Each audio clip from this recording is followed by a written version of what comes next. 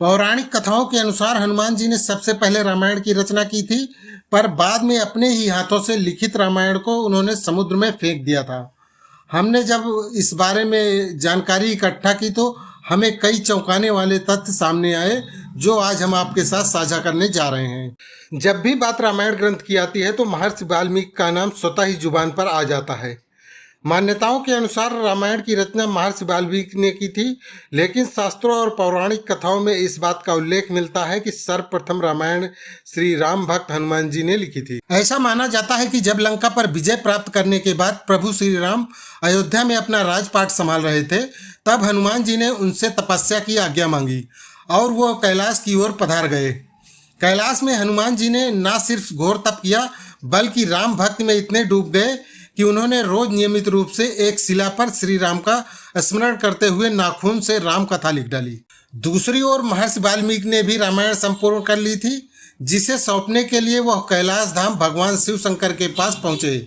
जब महर्षि वाल्मीकि ने कैलाश में प्रवेश किया तो उनकी नज़र हनुमान जी और उनकी लिखी रामायण पर पड़ी।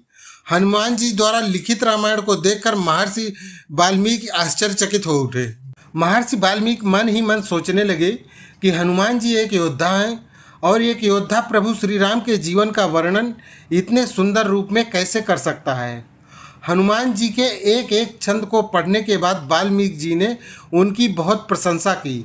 हनुमान जी यह सोचकर प्रसन्न होने लगे कि जब महर्षि को यह रामायण इतनी पसंद आई तो उनके प्रभु श्री राम जब इसे पढ़ेंगे तो उनकी प्रसन्नता का कोई ठिकाना नहीं रहेगा।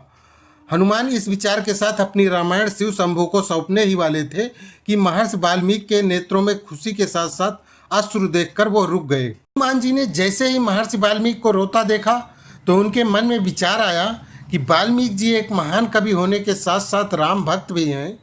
जहाँ एक और मेरी रामायण गूढ़ संस्कृत भाषा में लिखी है, वहीं वाल्मीकि जी की रामायण सरल संस्कृत भाषा में है। रामायण से समाज का कल्याण तभी संभव है जब वह लोगों को समझ आए और इसका अनुवाद सरलता से किया जा सके। इसी विचार और महर्षि वाल्मीकि के करुण भाव को देखते हुए हनुमान जी ने अपनी रामायण समुद्र में फेंक दी, और इसी के साथ हनुमत रामायण हमेशा के लिए समुद्र में समा गई। दोस्तों, इस प्रकार ये सिद्ध होता है कि रामायण की रचना सर्वप्रथम हनुमान जी ने की थी। और दोस्तों, अगर आपको वीडियो पसंद आता है तो वीडियो को लाइक करें और कमेंट करें, और इसी प्रकार के धार्मिक वीडियो और देखने के लिए हमारे चैनल को सब्सक्राइब करें। धन्यवाद।